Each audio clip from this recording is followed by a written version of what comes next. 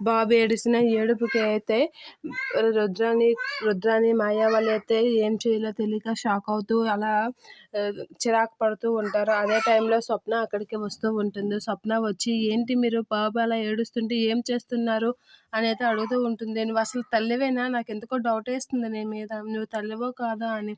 బాబు అలా ఏడుస్తూ ఉంటే అలా పాలు పెట్టకుండా ఆడిస్తున్నావేంటి అని అంటూ ఉంటుంది. ఆ మాటలకి ఒకసారిగా షాక్ అవుతూ ఉంటుంది. బాబు ఏడిస్తే నేనేం చేయాలి? నేనేమేం పాలు పెట్టాలా ఏంటా? అని అంటూ ఉంటుంది. ఏంటి నీకు పాలు రావా? పాలు పెట్టడం లేదా?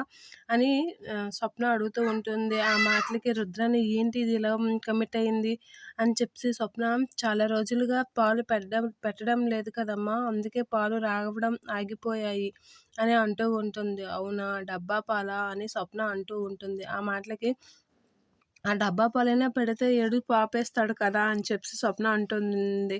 ఏదో మాకు బాధ మేము పడతాంలే, నువ్వు వెళ్ళి ప్రశాంతంగా పడుకో అంటే, ఇలా గోల చేస్తుంటే మేమెలా ప్రశాంతంగా పడుకుంటాం? అయినా బాబుని పడుకోబెట్టేసి నాకు యాపిల్ జ్యూస్ తెస్తండి అని చెప్పేసి స్వప్న అక్కడి నుంచి రుద్రానికి చెప్పేసి వెళ్ళిపోతూ ఉంటుంది.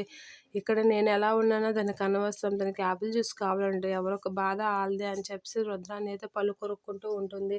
ఇక మాయ అయితే ఆంటీ ఏదో ఒకటి చెయ్యండి అని అంటూ ఉంటుంది. ఆగు డబ్బా పాలు తెస్తానని చెప్పేసి రుద్రాని కిందకి వెళ్ళి పాలు తెస్తూ ఉంటుంది. అయినా నువ్వు తల్లివని నాకు ఎందుకో డౌటేస్తుంది అని స్వప్న డౌట్‌గా అంటూ అక్కడి నుంచి వెళ్ళిపోతూ ఉంటుంది.